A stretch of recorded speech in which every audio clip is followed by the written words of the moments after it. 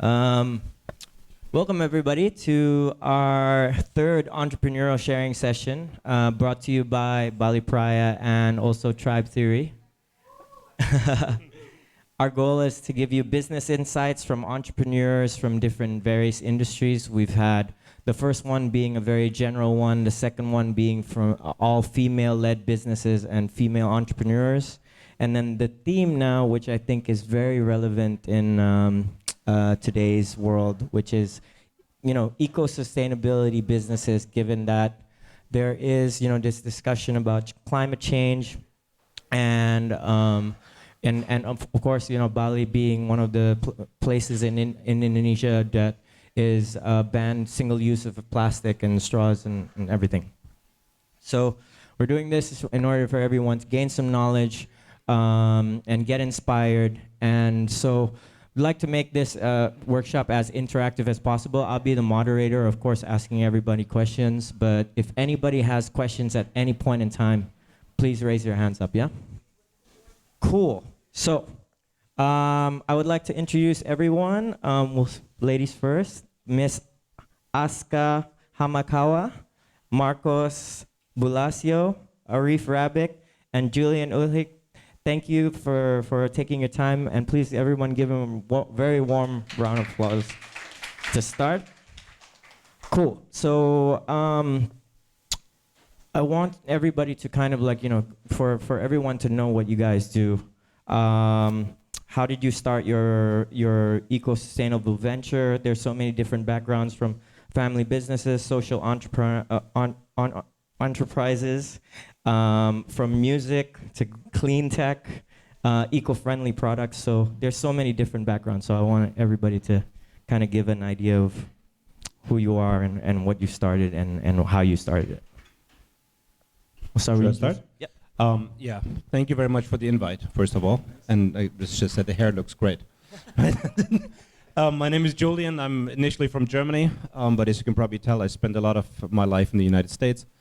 I run a company called EX, and I've been in the same technology field for the last decade, pretty much. And it all started for myself. I used to work for the German Ministry of Economics, and they sent me to Africa in 2006, and kind of gave me like this little kind of blurry mission to take a village in the middle of Ethiopia, in Awassa, and provide it with renewable energy and be the first one there actually is going to provide any electricity not coming from a diesel generator. And for some reason, when you're from Germany, people have this incredibly hope that you can do magic, right, when it comes to engineering. And it was an absolutely horrendous project, and nothing we did really worked. All the systems we built were too big. People couldn't handle it. Maintenance was an issue. And so I came back with a very simple idea. I went back to Germany and said, listen, we need to build a machine that's going to be very simple, because we don't want to use diesel. We want to use all the waste that they have on site and the stuff that grows there. Let's say their rice husk, we want to take their bamboo, and we want to mix it with their plastic bags, and we're going to replace diesel generators by using their locally available waste streams. And so they gave me a budget of 500,000 euros in 6 months. That was in 2007, and we're still at it. So we're slightly behind schedule. But we've never given up this dream of building something that is totally sustainable, that is renewable, and building small-scale power system that you can bring pretty much to the middle of nowhere, that can be carried around, not on a daily basis, but in principle, and that convert a lot of different waste streams into clean electricity, heating, and cooling, and solving waste and energy problems, specifically in rural areas all over the world. And at this point, we're in our 8th generation of building these machines. And we have one in Canggu here, actually, that we're building right now.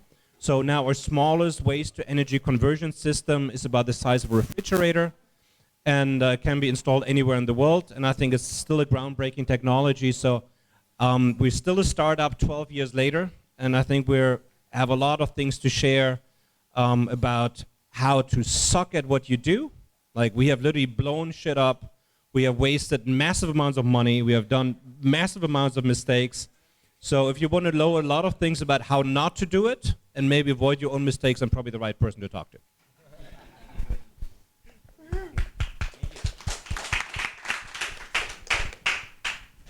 Okay, hi guys.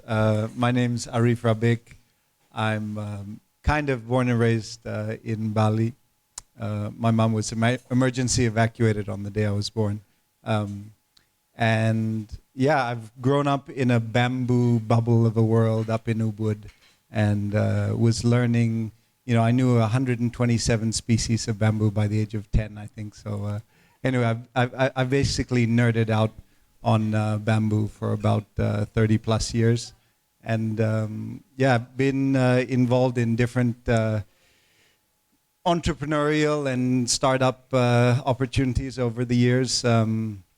Started firstly in 2004, 2005, actually with my wife here, Joanna. Yeah, and we helped my father build 5 structures for the Boom Festival in Portugal. Slaved away, horrible deal, but we made it. And soon after that, we started a company doing preservation of bamboo, preserving bamboo with borates, and then went into laminates. And then for the last kind of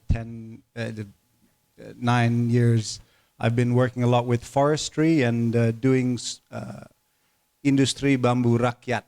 It's a community-based bamboo agro-industry systems and how to take this concept and bring it to the world, really, especially the tropical belts of the world. So very overly ambitious, as usual, for people in my family, but that's the vision. And we have a concept and a vision called the 1,000 Bamboo Villages program, which aims to restore 2 million hectares of degraded land here in Indonesia, empower 210,000 families, and absorb 100 megaton per annum.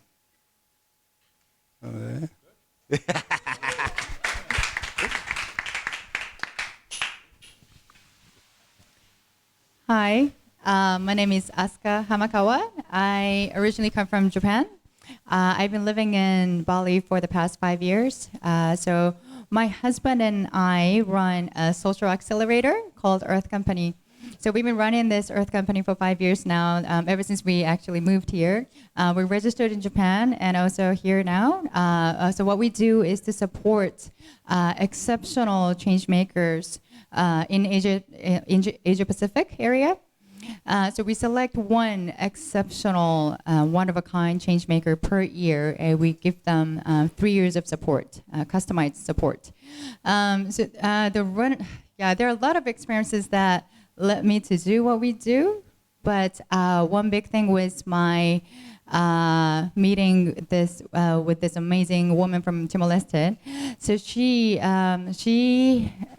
is a Timorese lady, but she, I don't know if you guys know the background of Timor-Leste, but they were under Portuguese rule for 450 years, and after that, Indonesia invaded Timor-Leste, and she was only 3 at the time, and she actually had 43 siblings, but a lot of them were actually killed in the war. And then she actually became a child soldier, and she was fighting to fight for freedom of her country, and she became a refugee after that.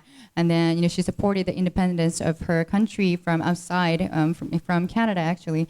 And then she came back to Timor-Leste after the country gained independence.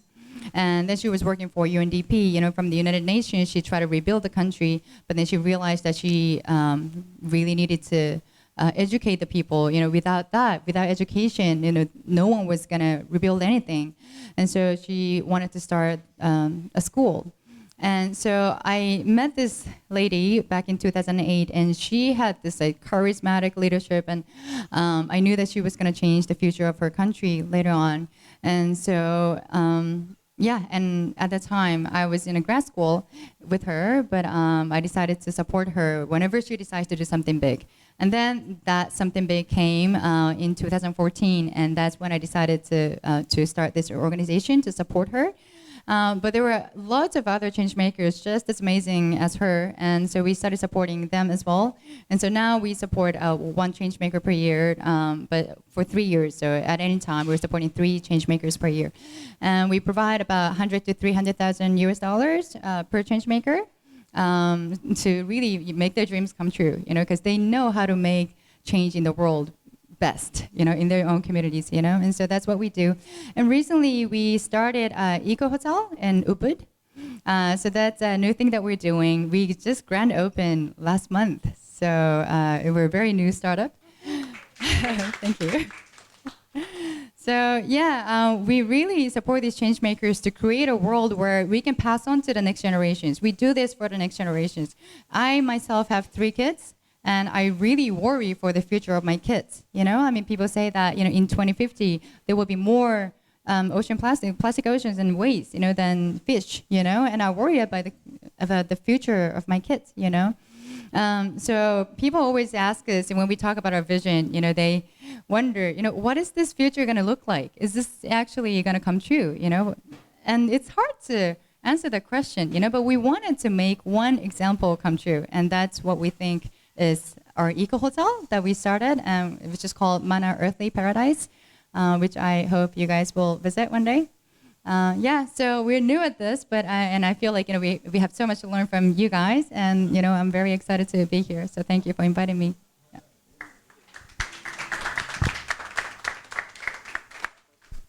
Hey guys, I'm Marcos. I'm from Argentina.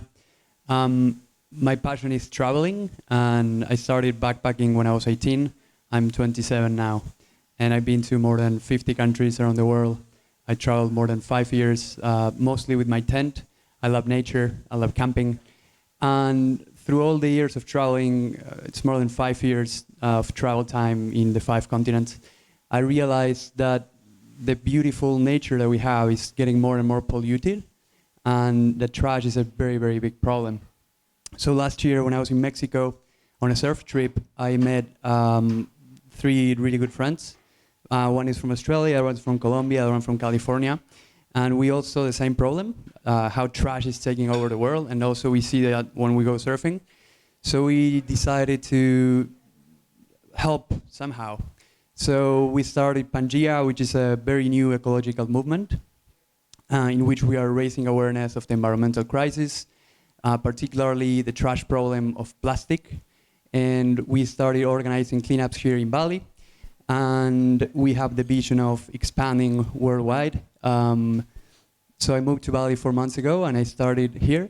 And in just a couple months, now I have more than 30 or 40 people from 12 different countries asking to volunteer.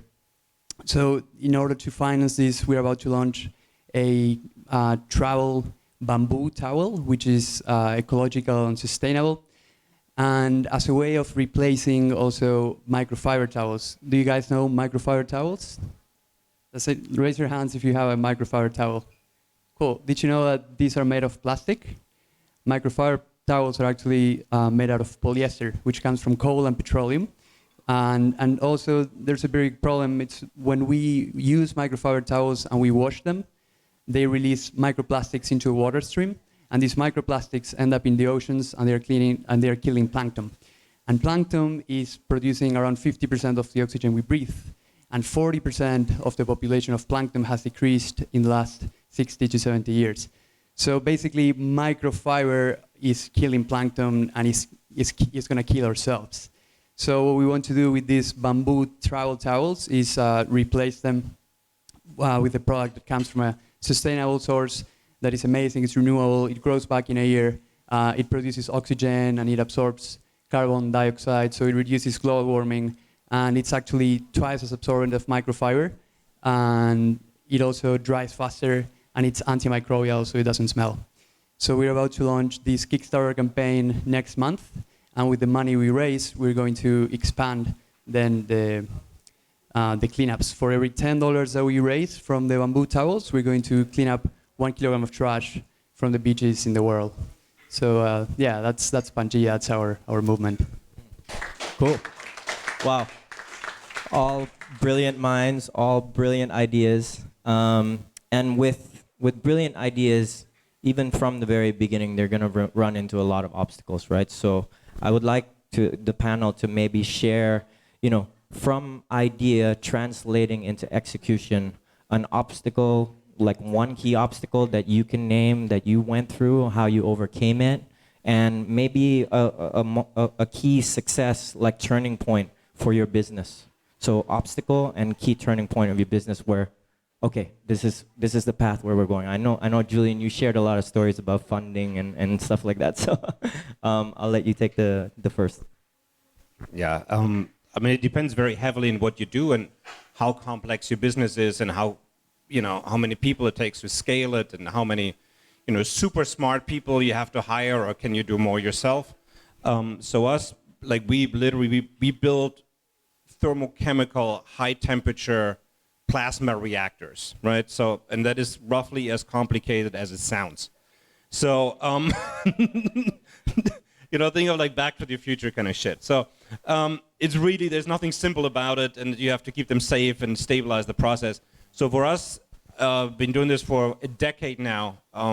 Always the biggest obstacle was how to pay for all the smart people and all the mistakes they're going to do and still be able to come up with a product at some point that has the potential of really to make an impact. So we started our first seed round in 2006, right? That's like a long time ago.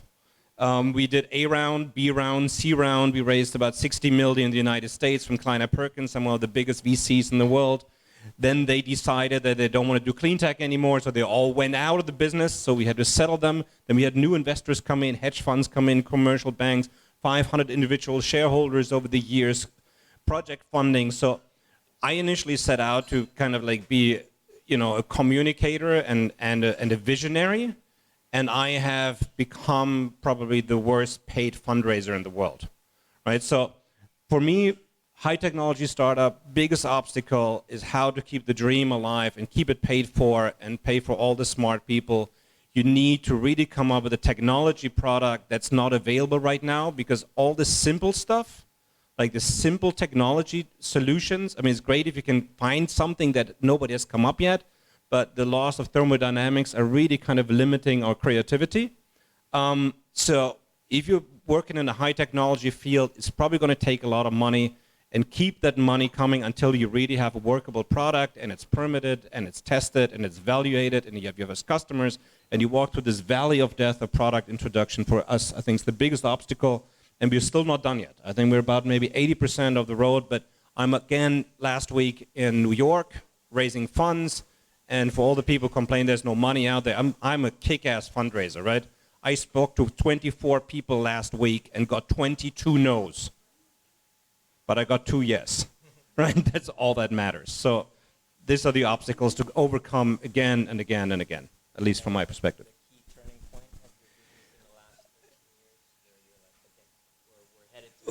Well, we build one generation after another. We don't have a big turning point. Like we have like an evolution, right?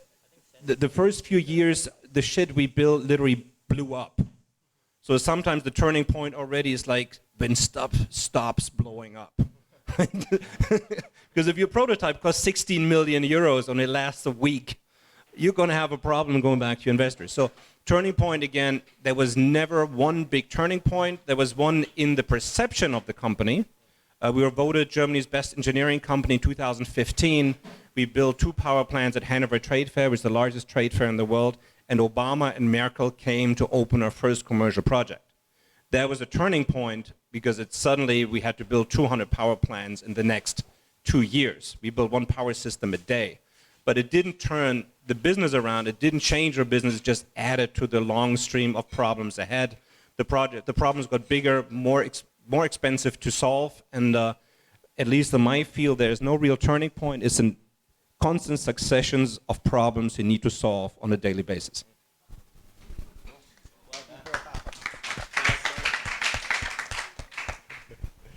Okay. Yeah. So for the bamboo story, our bamboo story, Indo Bamboo, was our startup in 2006 officially. I think, all the big ones, of course, marketing, finance, a good plan, the team, but I think contextualizing our plan really to the condition of our SDM, our human resources, was a very, very big mistake that we made assumptions about.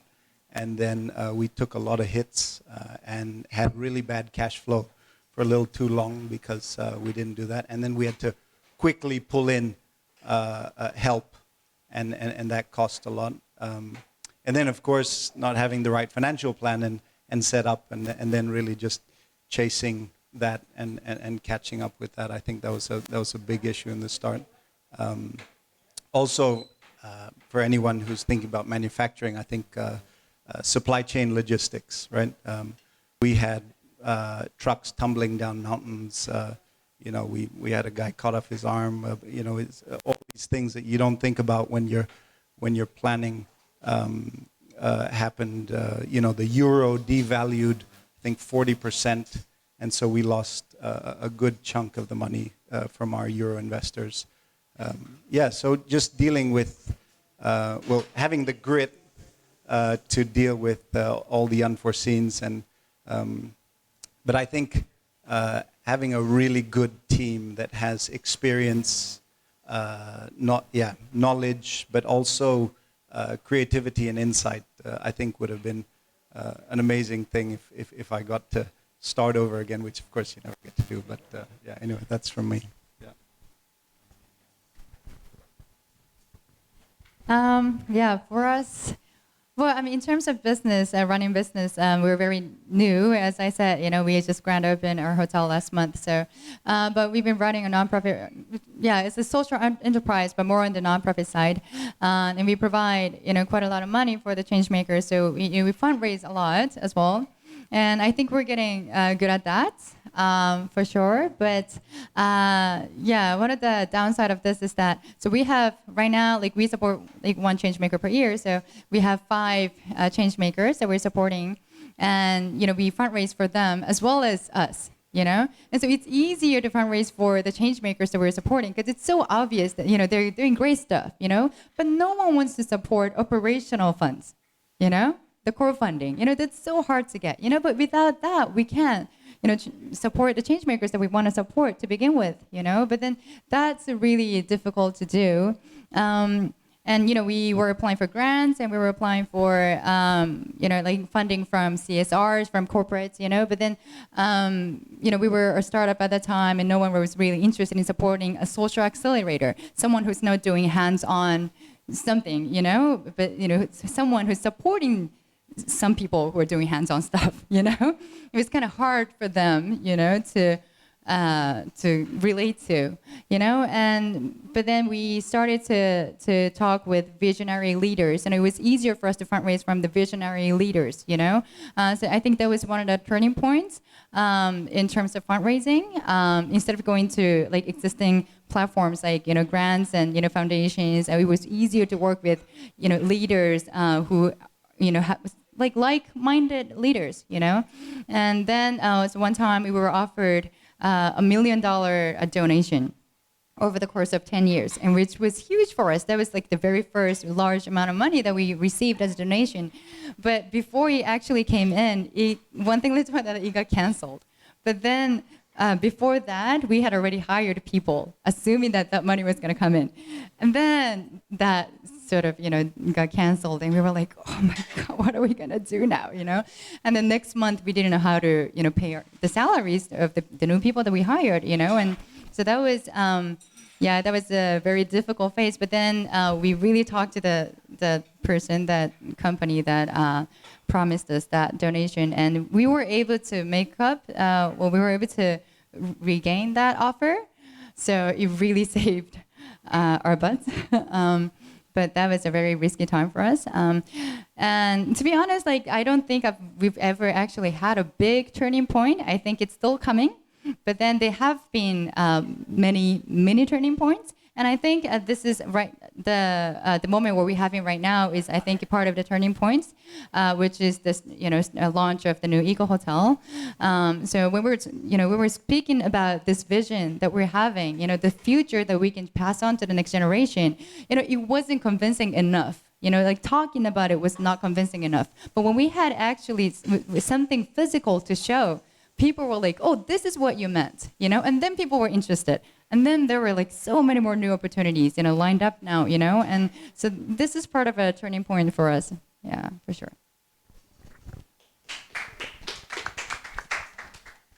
So this business is quite new. We started last year with the 4 guys that I mentioned. And I think the biggest hurdle we had is that we initially thought that we would start making profit before the end of the year. So we all had savings, and we were traveling and working together in South America. We started traveling in Colombia. And we knew that we had 6 months to start making profit. And if we didn't reach that mark, then the boys would have to go back to work. And we also have another business. It's my family business. It's funding me right now. But the biggest problem is that we were not able to launch the product on time and start generating profit. And so the boys had to go back to work. And now I'm kind of taking care of the whole thing on my own. We still work remotely, but now I have to deal with a team that it's in 3 different countries with 12 hours difference, and that they only have a couple hours per day spare out of their work to work on this project. So suddenly, as a project manager, I ran out of team. So it was quite hard to get the grit and the passion to keep going. I think for me, meditation is something great. I meditate every morning, and I get a lot of energy from there and a lot of clarity to then be able to refocus and know that when we launch the Kickstarter and we get finance, we get funding, then I'll be able to bring the boys back here and also expand the team and be able to grow properly during next year. And the turning point was very happy. Last week, I got the green lights from a crowdfunding investment fund that is going to fund our marketing budget for the Kickstarter campaign. So that's really, really good to know that we're going to have a lot of money for the marketing campaign. So there's big chances that Kickstarter is going to go big, which is great. Wow. Thank you for sharing that. A lot of really cool stories. I'd like to open up to the floor in case anyone has some questions, anything at all, fundraising, obstacles.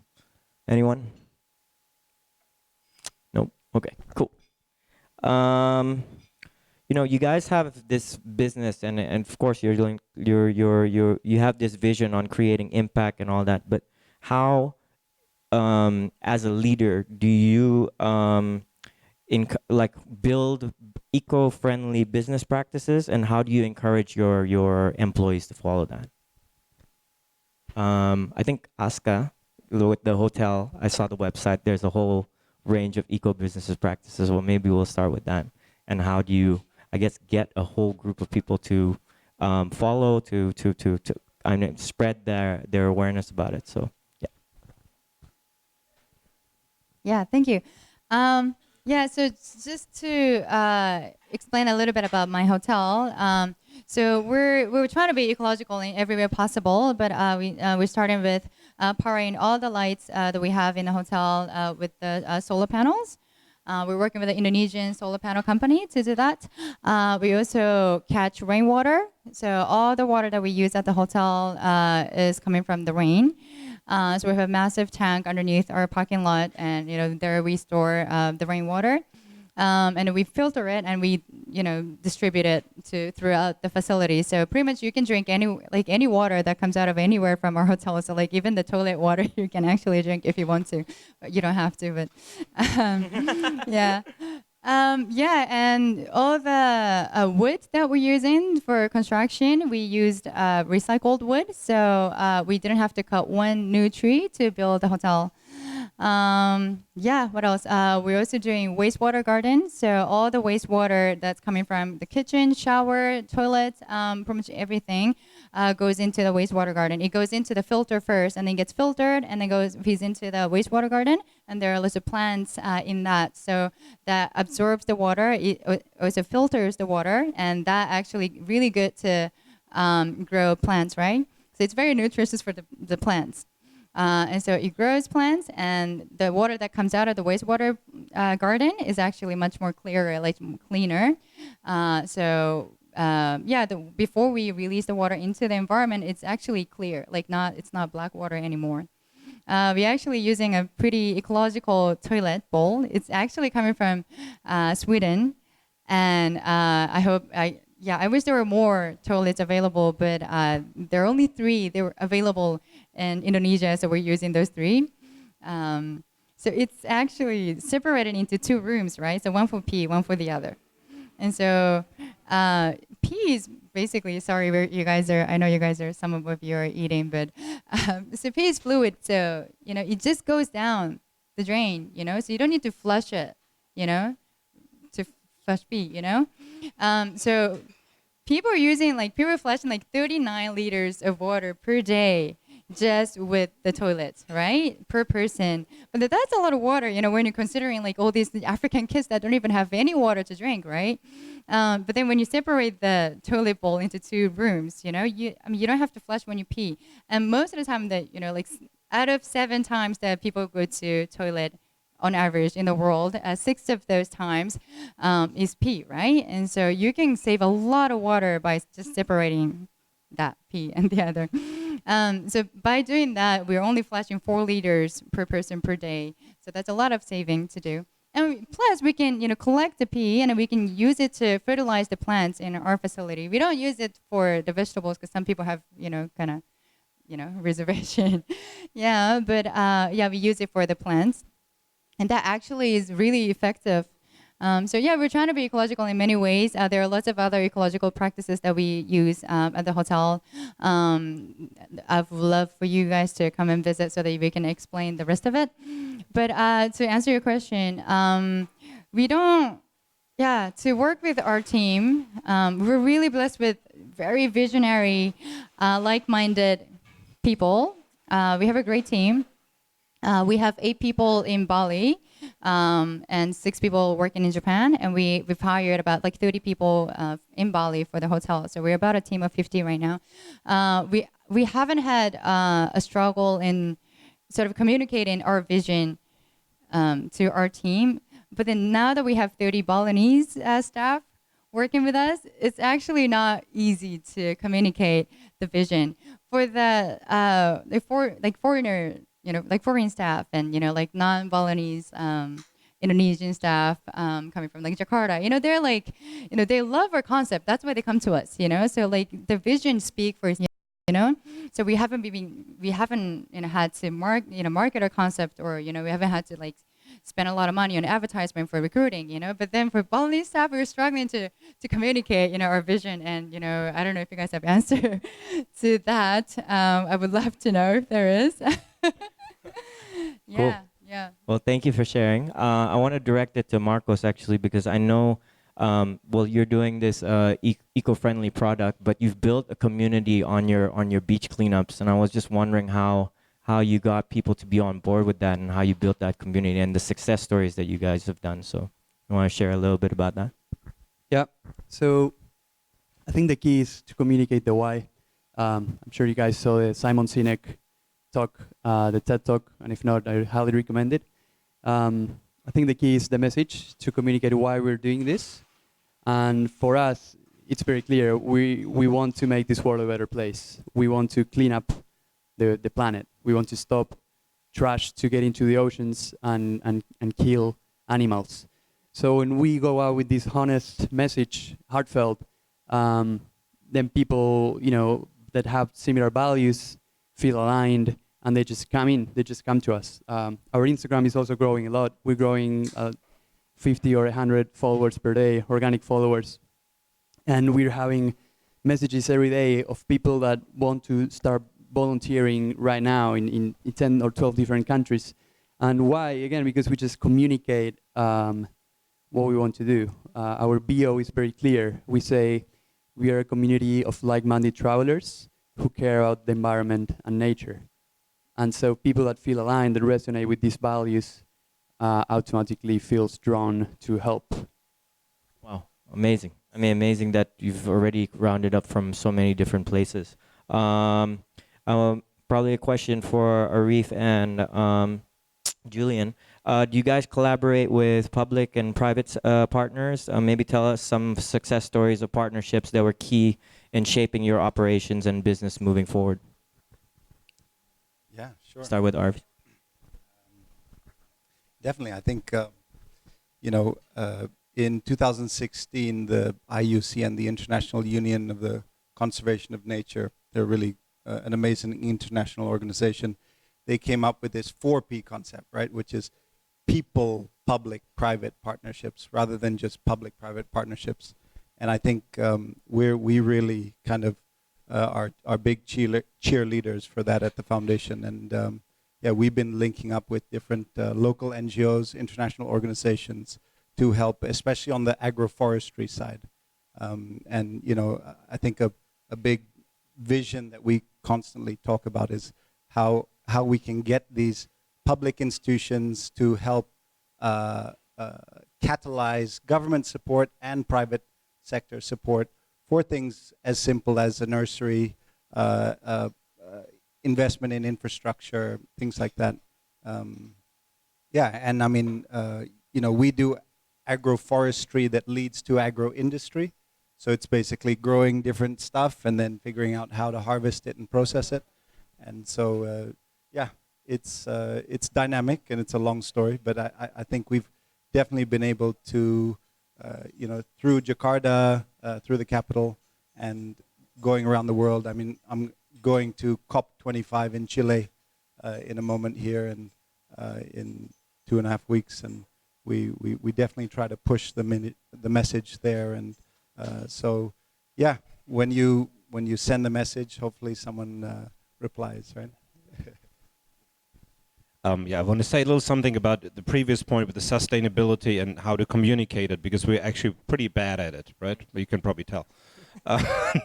So, like, we're really here in Bali to a certain extent also to learn about that. That's why we have a prototype that's not just in the laboratory. Like, we have a laboratory in Singapore, right, with the white coats and the whole thing. But we're also doing the same thing in Canggu, because, like, we really want to give people the feeling of bringing, like, your ocean plastic waste, to a small machine and nothing harmful comes out, right? So we're really still in the very early phase of what people do to get at what we actually do, to feel the impact of really have your food waste go in, smelly stuff, plastic waste, you put it in, and something useful like electricity or, gas to run your stove or your boiler actually comes out. So any volunteers that want to work with us and kind of add their voice to it and their own perspective, we're more than forward-looking to have more local voices, right? You have, Indonesians, that actually tell their own story. They know much better than we do, and have less middle-aged white people, right?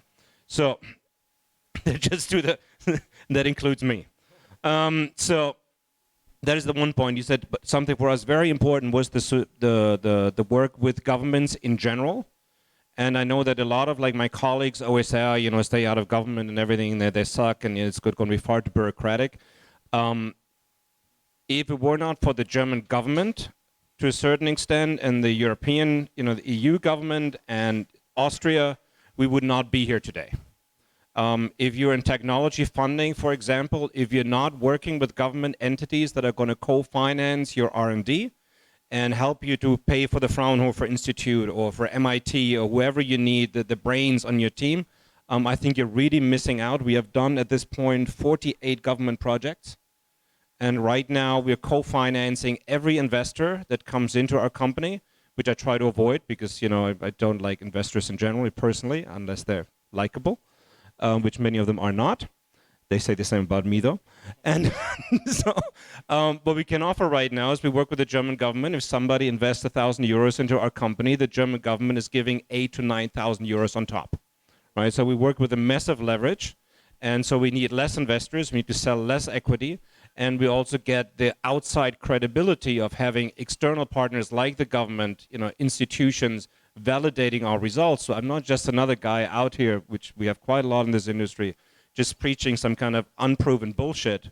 We actually have universities giving data, testing, validate, and ultimately when you want to go to a bank to finance a project, that's exactly what you're going to need, because nobody is going to finance a 20 or 50 million euro project based on your hearsay, no matter how good you are. Cool. Well, thank you for sharing. I believe we have a question from the audience. Nino? You're definitely a good fundraiser. Definitely a good salesman over here. I actually have a quick question to Arif about the public-private partnerships. Yes. You said that you've changed public-private partnerships to People. Yes. Public-private partnership. People, public, Private. private partnerships. Yeah. Okay, so I don't really understand what a public-private partnership is. I'm Okay. just guessing that something like water, for example, our water system in Bali Yes. is a public-private partnership, and 90 or 95% of it is owned by foreign investors. So they own our water. And then the public-private partnership seeks to create profit because the profits pay dividends, and the dividends give profit and money to the shareholders. So the organization that's supposed to provide us with water and also manage our wastewater looks for ways to minimize cost, right? Because it wants to naturally find profits. So when you take a common good, like water, and turn it into a public-private partnership and people, my question is, how do you celebrate costs? Because every good household has costs. And costs are always part of every good and well-managed enterprise. Yeah. So what role does costs play in a people, public, private partnership? Yeah, so I think what you're hinting at there is this divide, right? Between, I think a buzzword there is lack of benefit sharing, and basically people, especially, the middle to lower class, getting the raw end of the deal after these public-private partnerships are established. And they weren't actually consulted nor engaged nor really asked their views on how to design the system. And actually, a lot of the time you can get efficiency when you do engage and consult and really ask the people within the area, the sphere of influence of your system to participate. And you definitely see this in forestry. With water management, 100% it's true. But yeah, who is the public entities of the world, other than the government and these international organizations, and Okay, so yeah. you ask them to participate, but Yes. how do you celebrate the costs together? What are the Well- costs? How do you visualize that, make that apparent, that there are costs for everyone? How do you talk about that? How do you celebrate that and share that as a reality Yes, of a I think project? it's 'Cause we- capacity building of really understanding what a cost is definitely something you have to be patient about and build the awareness of what kind of costs you're talking about, right? And how, this is vague, but, supply chain logistics and getting something like clean water to happen or water to get from A to B, there's a lot of unseen costs that, people cry about or complain about that, makes the profits lower.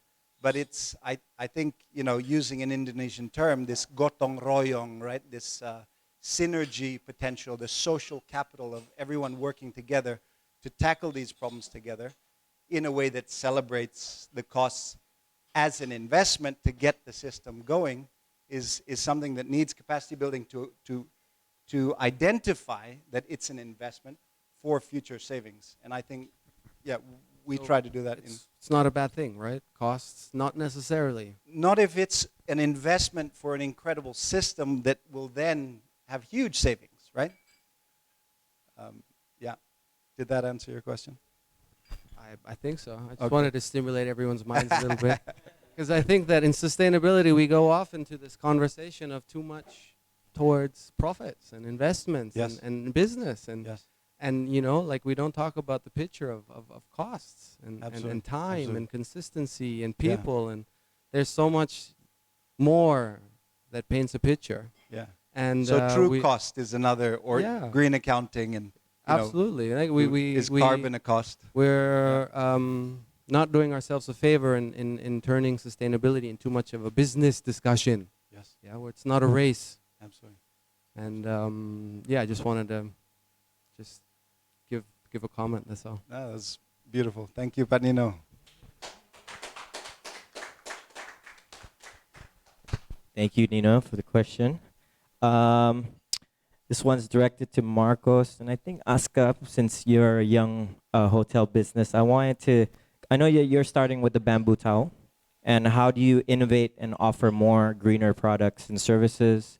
And yeah, I guess like keep evolving, because I know that the first we were talking about this before, that the towel is the first thing, and then you want to come up with other things, and it's just like, trying to inspire everyone on how to create new products.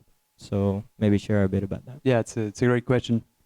So that was one of our doubts when we decided to launch on Kickstarter to get funding. We were asking ourselves, how can we innovate on a towel, right? And I remember I was reading to this book, Shoe Dog. It's the book written by the founder of Nike, which I highly recommend.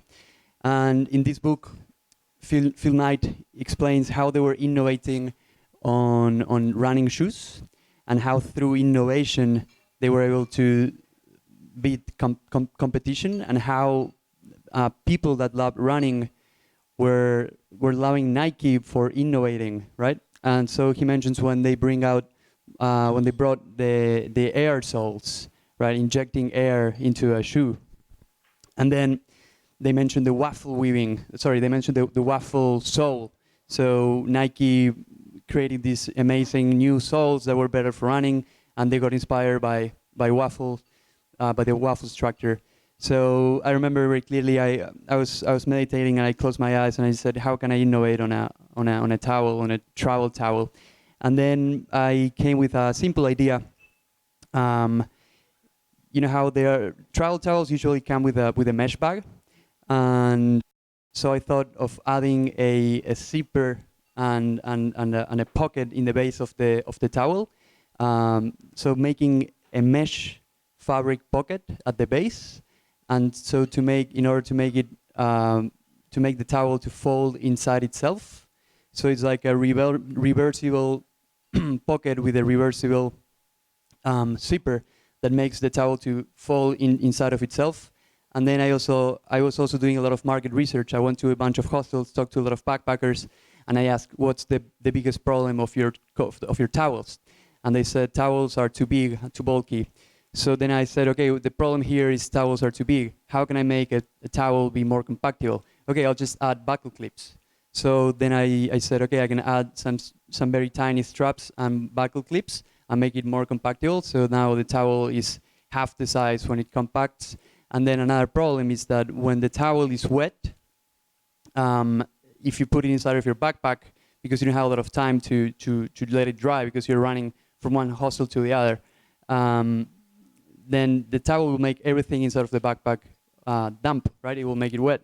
So we added a carabiner clip as well. So we are stitching a carabiner clip. So let's say then you can just clip it from your backpack and let it dry on the go. So suddenly, by adding 3 simple components, just by stitching a few things, we are creating a completely new product, which is more compactable. It's self-stowing, and it's also clippable. Cool. Thank you for sharing. Aska, I know in Mana Ubud I was reading up about new things that you're coming up with. There's permaculture, there's a yoga center. So maybe just share a little bit about how you come up with new products and services where you can use it to grow your business. Sure. Yeah. So I guess the new ideas are coming from the social issues that we face on an everyday basis. Like, for example, like we wanted to build this playground. Playground is one of the things that we want to build, and we don't have the budget to do that now, but hopefully soon we will be able to build one. It's because I have 3 kids, and we're being lucky to be living in a place where like people are so kids friendly. They love kids here, and I appreciate that so much. But if I take my 3 kids and they're grown here wildly, so they're like Tarzans, right? So if I bring them to restaurants in Japan, then like people will be looking at us like, why are you here? And I feel so like pressured, and I feel so small. I feel so guilty. But like we shouldn't have to live like that. Kids are the next generation. Like we shouldn't have a space, I mean, I mean, it's okay to have, bars and, places for adults too. But then, like, where I come from, I come from Tokyo, in the middle of Tokyo, and it's such a difficult place for kids to live and grow up, and yeah, and also like my husband and I, we work together, so it's hard to if you're working together, then our kids are sort of, like not being able to play with us, right? But then like if we had a place where we can work, in a cafe, but like kids are sort of playing around in a playground, where they're being kids and being happy, then that's so much better for us, as a family, and like we wanted to create that.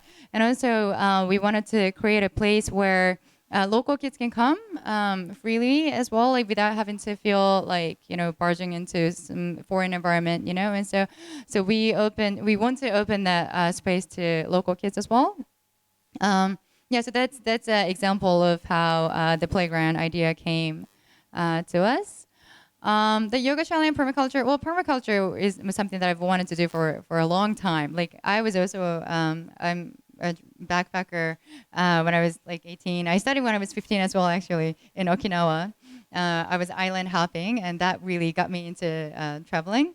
And backpacking in South Pacific Islands was really, the experience that got me into, environmentalism and stuff.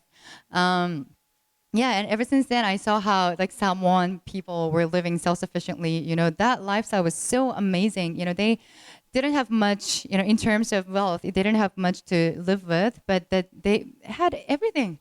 In my opinion, they were so happy. They were so lively. And where I come from in Tokyo, people had wealth, but nothing else. I mean, I shouldn't say nothing else, but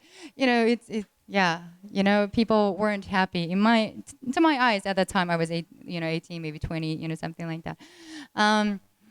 So permaculture and like being self-sufficient, like that idea came from that, like it's sort of a compilation of all the things that I've felt, over the years and experiencing all this, amazing experiences that I got to live. But for me, like we're not really innovating products or anything. We don't manufacture our own products, but we want to be a hub of innovative ideas. That's what I was getting at. Okay. So we haven't opened the store yet, but we're hoping to open this store pretty soon. So this store has 5 key themes, and those 5 key themes are organic, ecological, locally produced, reduced plastic. So we're not going to use a single-use plastic, as well as what was a social purpose, right? And so we want to sell, things that would benefit the society, benefit the environment, by selling it.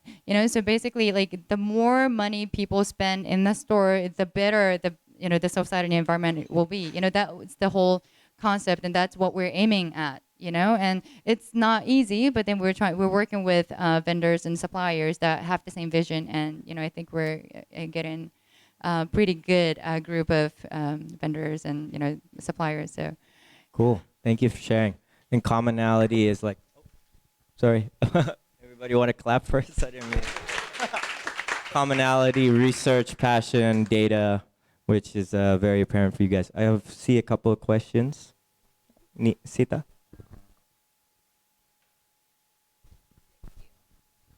Yeah, thank you all for being up there and sharing. I think a question I have as a manufacturer of an ecological product, and some of the challenges that I've been coming across, is how do you meet the demands of consumers and coming up with innovative ideas while also recognizing the ecological impact of like every single thing that you produce in your product, like whether it's carabiners, or for myself, I'm producing weighted blankets, like the beads and everything that you put in.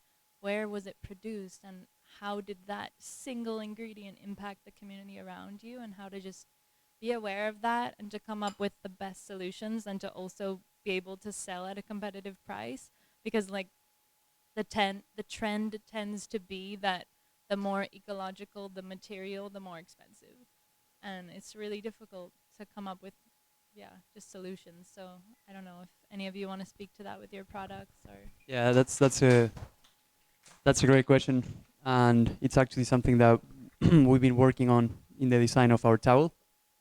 And so for example, we thought about adding the carabiner and the buckle clips, and we had the cheap option, which is plastic, which of course we cannot do. So we're gonna go for metal. And although metal is not as ecological as bamboo, I think the balance here has to be between ecology and benefit as well. At least metal is recyclable, and it's not producing dead waste. So and then for the buckle straps, the cheap option would be nylon, but we're gonna make them out of cotton, which is also sustainable, renewable, and yeah. And then regarding price, we've done a bunch of research, and we analyzed that people are willing to pay up to 20% extra on the average price because of the mission. So because the fact that we're picking up trash from each sale, and also because of the extra value that we're adding through our innovations. Cool. Thank you for that. Oh, yeah. I was going to ask you another question, but since you got the mic, you answer this one, and I'll ask you the next one.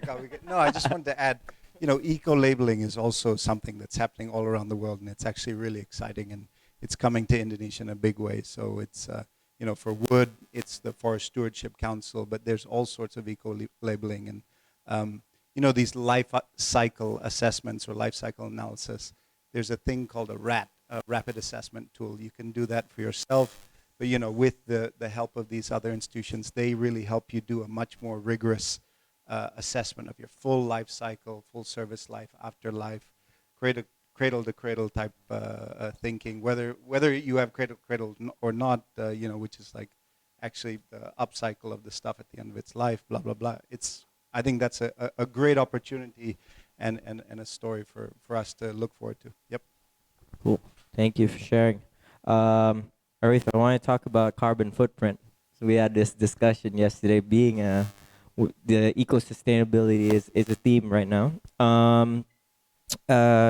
How do you go about, I know you had some sort of easy formula maybe you can share on how do you calculate your own carbon footprint, and how do you, I guess, how can businesses learn to be either carbon neutral or carbon negative, because it's a big problem on where we are right now. I mean, essentially, how do you become a greener company? So it's a two-part question: calculating carbon footprint, and how do you become a greener company? Okay. The oracle is over there, but I'll give my 2 cents. Yeah.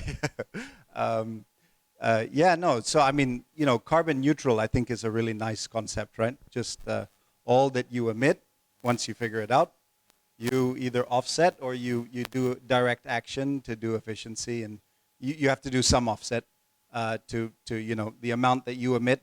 You help somebody else to draw it down again and lock it up. So I think there's a lot of great. Has anyone here ever used a CO2 footprint calculator online? Ah, there you go. You see? Right. Snap.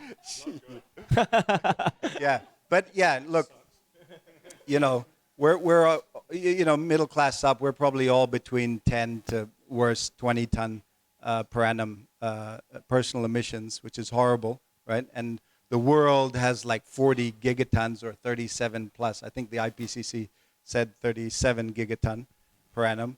And the world apparently has like 400 gigaton left of buffer before one of these feedback loops goes psycho, and either the giant storms or the ice melts in the poles, or the permafrost methane gas will fry us.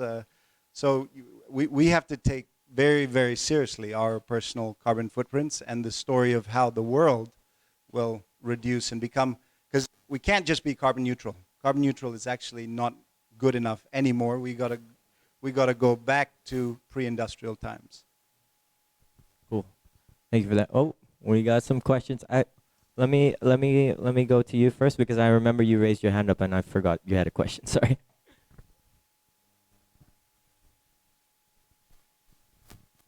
Hi, my name. Hi, my name is Rosalina, and my husband is Leonard Rifkin. So my husband and I, we plan to bring the new technology. It's a microgreen concepts.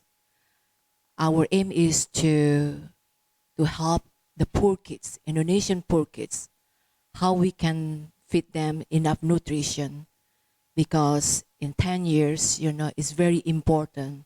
Our kids is gonna be compete with all, not only Indonesian kids from all the nations. So we concerned about what's going on here.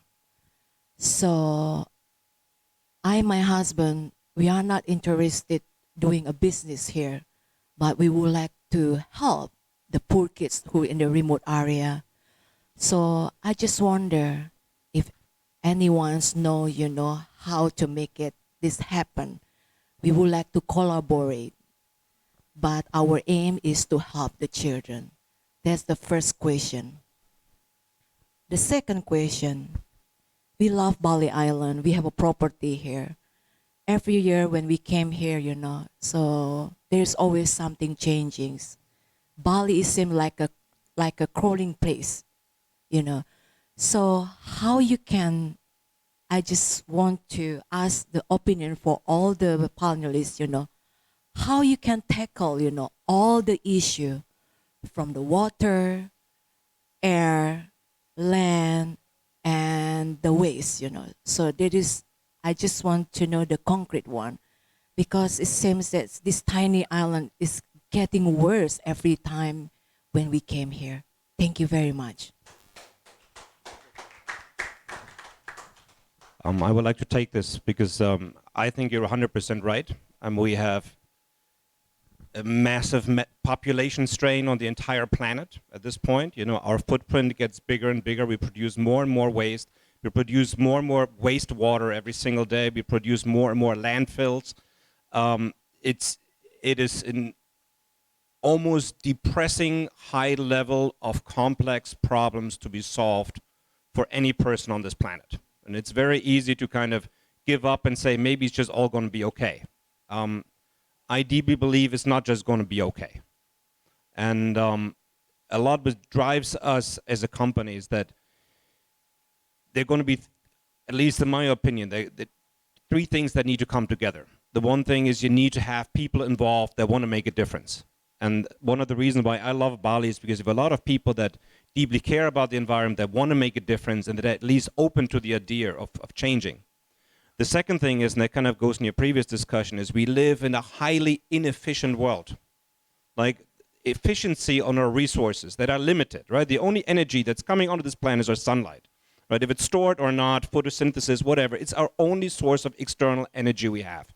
And that we can calculate how much that is, and we are definitely burning it from every aspect right now. We are producing not enough resources to replenish this planet. We're not even close to it. So as a former policymaker myself, I find the challenges of wastewater, of waste, of electricity, of rural electrification almost overwhelming for anyone to tackle. And I feel bad to a certain extent. It's easy to make fun of policymakers and politicians for always making the wrong decisions. I worked on Merkel Cabinet 1 in Germany in Parliament. They really tried, right? And they did pretty much everything wrong for Germany that you could do wrong because they don't have the knowledge, the technical background. There's so many unproven technologies out there that need to interact. It is simply incredibly complicated, and it's going to take a massive human effort, which I'm not convinced that we're going to be able to be successful at it, to be quite honest, but it's going to take the largest effort in human history to fix this, right? So what we try to do, and I really love Bali business as trying to be more sustainable, but we look at it really from a macro perspective, right? If we really want to make a difference, we need moonshots, right, as they call it in American English. And we don't just need one moonshot. Like we need a water moonshot, we need a waste moonshot, a plastic moonshot, we need to save the ocean moonshot, we need, safe carbon emission moonshot. It's a massive, massive undertaking. So what we try to do as a technology provider, and there's still massive changes that can be done with rather little effort. I appreciate saving a few grams of carbon emission, but while the oil and gas industry emits as more CO2 emissions as 75 million cars by flaring gas every single day, in there that's totally simply not used, has no benefit, right? It's such a low-hanging fruit. We could change that tomorrow. We have an energy generation factor right now of like a net efficiency of 25%.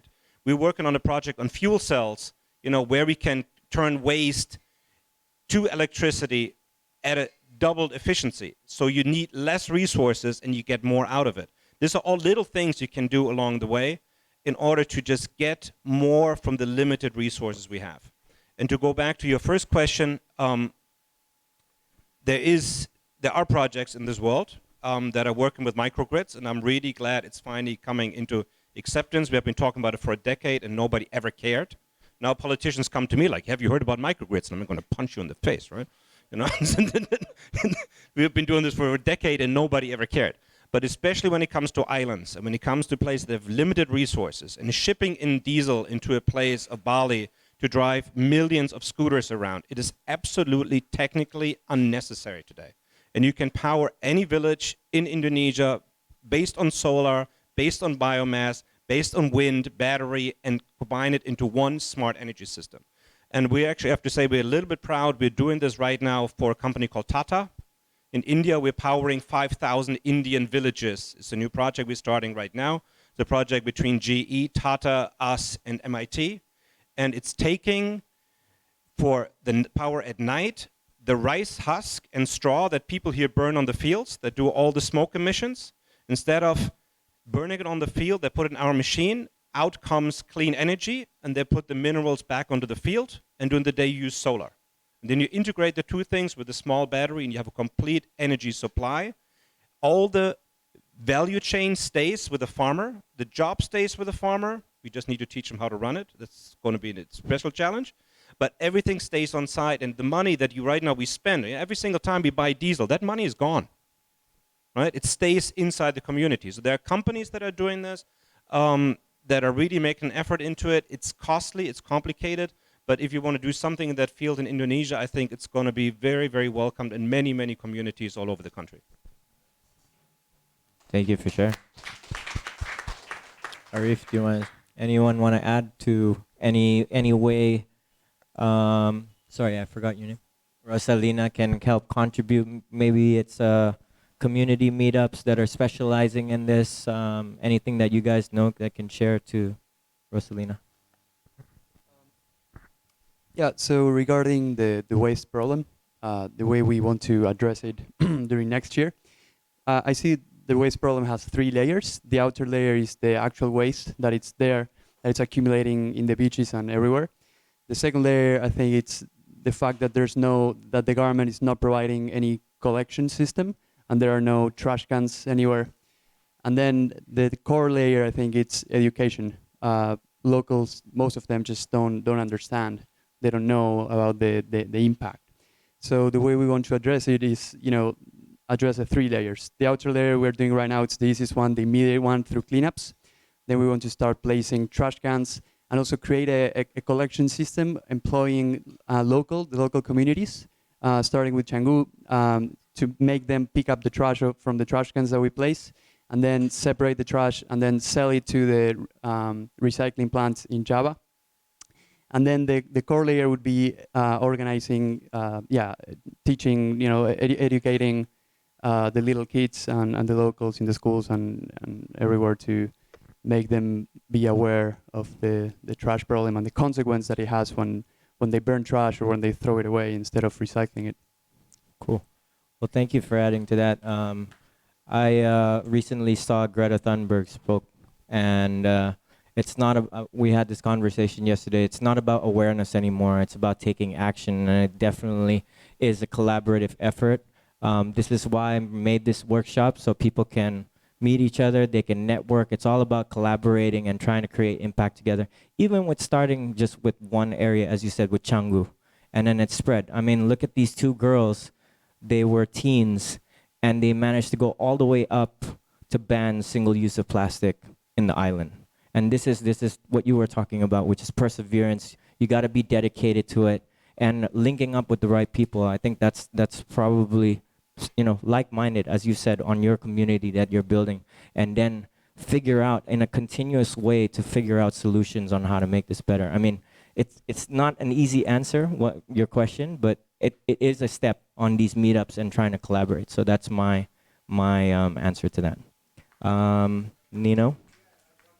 Yeah, cool.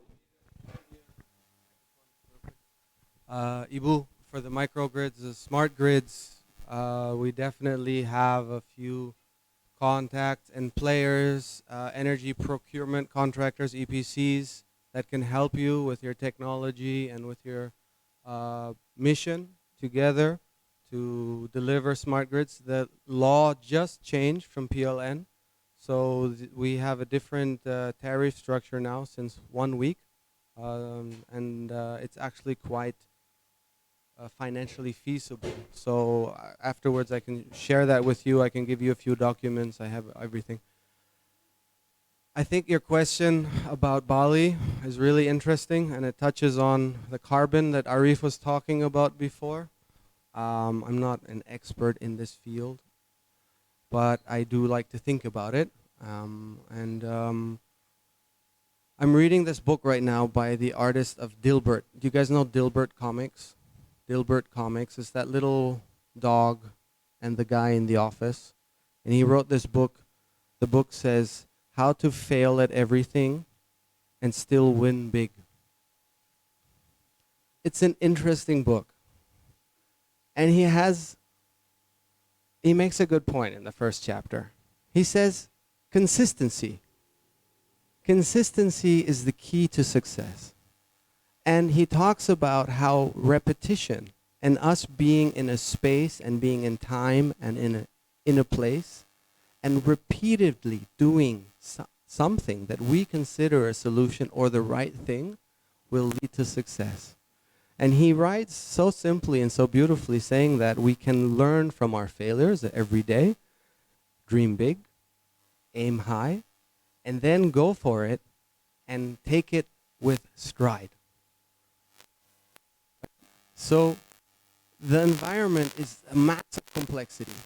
And I personally worked for the UN, and I did policy design, and I flew around the world, and I talked about all this shit. And in the end, I asked myself, what the fuck am I doing? Excuse me. Sorry. Right? But the point was, carbon emission factors are so complicated and abstract. Do you guys know how to calculate an emission factor? Anyone here? You guys know how to? Don't be ashamed. It's no problem. If only we could simplify the environment to a level of complexity that we would all understand, so that we could be consistent in our ways. Can we simplify Bali as an environment, as a problem, and make it so easy that we get it, that we can all contribute our time and our efforts in a consistent way to improve the environment? Is there a way? Rockström has his planetary boundaries on an international level. Can we do that on a local level? Can we draw a line around this island of Bali and say, hey, water, hey, waste, hey, energy, pollution, air pollution, and make it so simple that we can make choices as individuals every day to benefit that? Because the truth is it's not improving, guys. Unfortunately. I've been working in an environment for 10 years in Bali. It's not improving, right? I can tell you guys stories over stories, and everyone here can too. Everyone is very versed and very professional. But it's not improving. We're collectively still failing. So back to Dilbert. I just wanted to, again, stimulate the minds. How can we find consistency in the things that we are doing so that they benefit the local space that we actually live in, actually spend our time in? Yeah, so that it all lasts a little bit longer.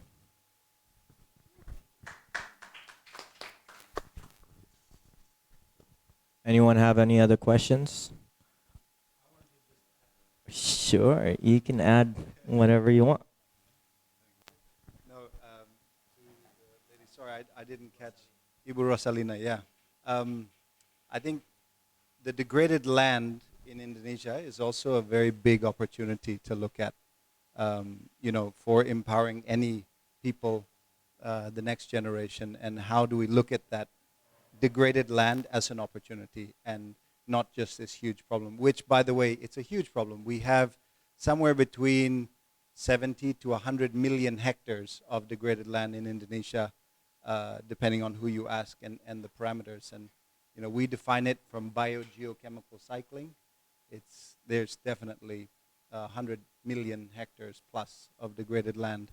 And just Bali, if you use that same definition, we have around 100,000 hectares of degraded land, inside the government land as well as outside. And so this is actually a huge opportunity for us to think how we can plant the right species. Agroforestry, I think, is an easy, one-size-fits-all statement, but it's taking the million different agroforestry systems that actually there's kearifan lokal, there's local wisdom on agroforestry in Indonesia for more than 2,000 years. So we actually have a lot of these great solutions when it comes to the degraded land, and we can empower a lot of the people to do food security as well as economic security. Thank you. All right, we've hit our hour mark, so I kind of want to wrap up with one last question from you guys, all being in entrepreneurs in eco-sustainable businesses, and I guess the one key advice you can give, whether it be self-motivation, whether it be how do you look for funding. Literally, it's like your message to everyone who is trying to be in eco-sustainable businesses. Me first? Just one point is that I can't let go. Sorry. I think it's just this small group here shows on the stage. There is so much that can be done, right? And there's so many technologies available. And there's so much we can do in reforestation, and literally all the technology and all the means. And there's enough money in the world to make it happen. And I'm now at a point in my life where I really have to say that I am running out of patience, and I am deeply, deeply frustrated. Because, as you say, things are not improving. There are people like us out there who have been there for a decade, 15, 20 years, a lot of smart people that came in there and really try to make a difference. And if I look like even to my home country in Germany, like we have spent billions and billions of dollars. We have not brought down our carbon footprint in the 12 years that have been since the ministry. It has not gone down, even though we have outsourced most of our manufacturing to China, right? If that would come back, we're losing. Like we're desperately losing this battle. And now when I go out and speak, I say, what do you think about like a little girl coming out like Greta Thunberg? I'm like, of course she's doesn't have the experience of running an engineering division for the last 25 years, but she is so right. I mean, I think fundamentally as a generation, we have utterly failed, and we need to look in the mirror every single morning and say, I don't want to wait. I don't want to have another community meeting. I don't want to have another policy meeting. I don't want to wait for fucking Kyoto or Paris Agreement or whatever. It is finally time to get shit done or get off the pot. So I'm sorry I can't let that go, but it frustrates me fundamentally to the point I want to retire. So just I can't let it go. Okay. It's just not good enough. I mean, it's not even good. It's just embarrassing. So I would say that the core advice to any entrepreneur, and the first big thing is there are many different kinds of entrepreneurships, right? It's always kind of gets thrown together. If you're building a small hotel or you're a small business owner or something like that, there are many different ways of being an entrepreneur. Decide for yourself what kind of entrepreneur do you want to be. Do you want to be a micro entrepreneur, which is great and make a difference to your community, and maybe you're going to create a great life for 20 kids in your community, which is an amazing thing to do, right? Do it. If that's what you're passionate about, become a micro entrepreneur and make your home community the best community you can make. If you decide you're nuts enough like me and say you want to be an entrepreneur and kind of tackle the massive problems of this world, be aware it's going to be a long, bumpy ride, because you're going to need a lot of money from other people, and most of them are going to be assholes, right? So it's a long way off. So my core advice, look in the mirror before you go out and say, listen, don't ever believe that being a startup CEO is a great job. Don't ever think anybody is going to give you money unless you're Elon Musk for making losses for like a decade. That doesn't exist in the rest of the world. If he would be living on profit-sharing basis, he would be dirt poor. He had to leave, you know. He would be like, you know, living in a small town like me, you know, because he couldn't afford to live in the valley. So don't believe any of that bullshit. If an entrepreneur comes out and says he's making millions of dollars, he's a happy man, it doesn't exist. It's a shitty world, it's a shitty job. And look in the mirror if you really want that for yourself. Otherwise, stay in your community and make an impact that you can measure and feel good about.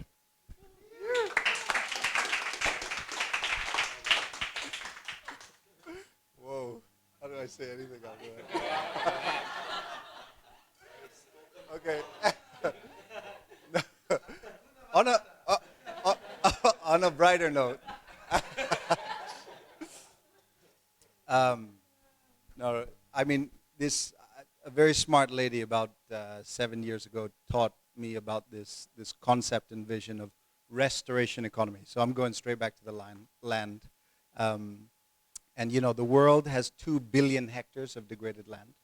And if we just got, you know, 10 tons per hectare out of each and every one of those hectares of degraded land that is just, it's sleeping land. Now, you know, we have to activate that land, and we have to get the soil living again and bring the water back into those landscapes. I'm talking everywhere from South Sudan all the way to Chile, you know, and it's Indonesia. We have the easiest restoration job. It's like, if we all work together, we would restore 100 million hectares like that. But do we all want to invest in a decade of work together, gotong royong, you know, working together to make it happen? Could we go plant trees, and not just plant trees, but design agroforestry systems and work them instead of going to the gym? You know, but yeah, I mean, you know, I would say that this restoration economy is true, it's real. We can plant amazing different, from medicinal to wood to the future carbon fibers of the future, which by the way bamboo is. You know, there's all these amazing species that we can grow and innovate with if we learn back about nature and we cultivate these degraded lands and create this restoration economy future. That's my little thing. Thanks.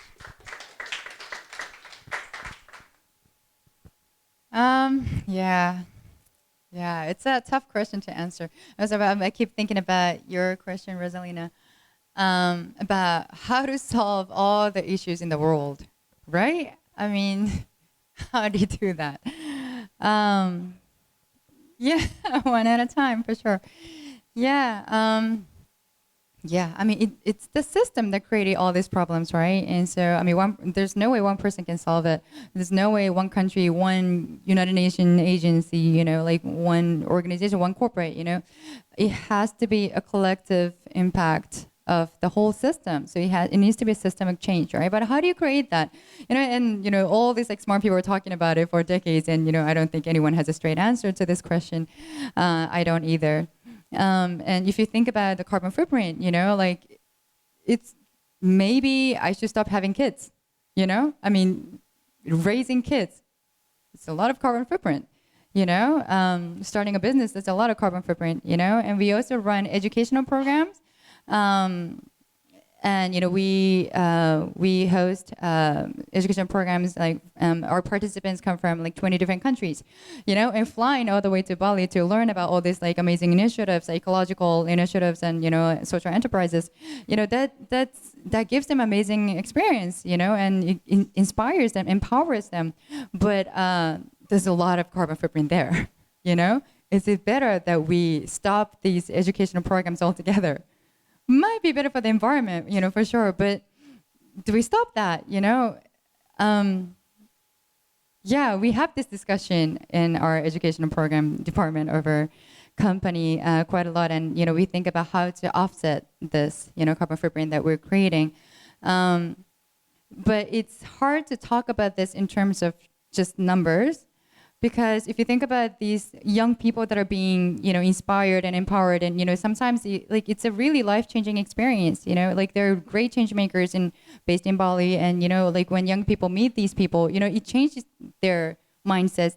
It changes their career. And that could possibly lead to, a great change making or great, invention. And so we don't stop.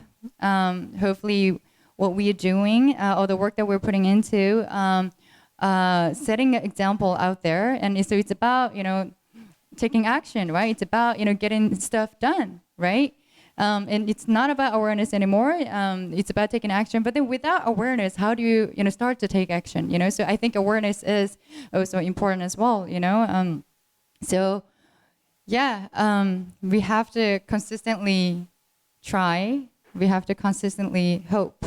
And yeah, the more I think about environmental problems, the more I think about the social problems that we're having in the world, the more pessimistic I will be, But then if I'm completely pessimistic, then I will just stop what I'm doing today, And I keep on going because I still have hope. And I think all of us keep on going because we still have hope. And then, it might not be realistic, but we still continue, And it's not logical. It's not it's not rational, but we still do it because we keep on hoping. And I think we need more hopeful people in the world. And I don't know how to create that, but I think all of us are trying to do that. And I think our work does create more people that are hopeful. So yeah, I hope that all of us will keep on doing that.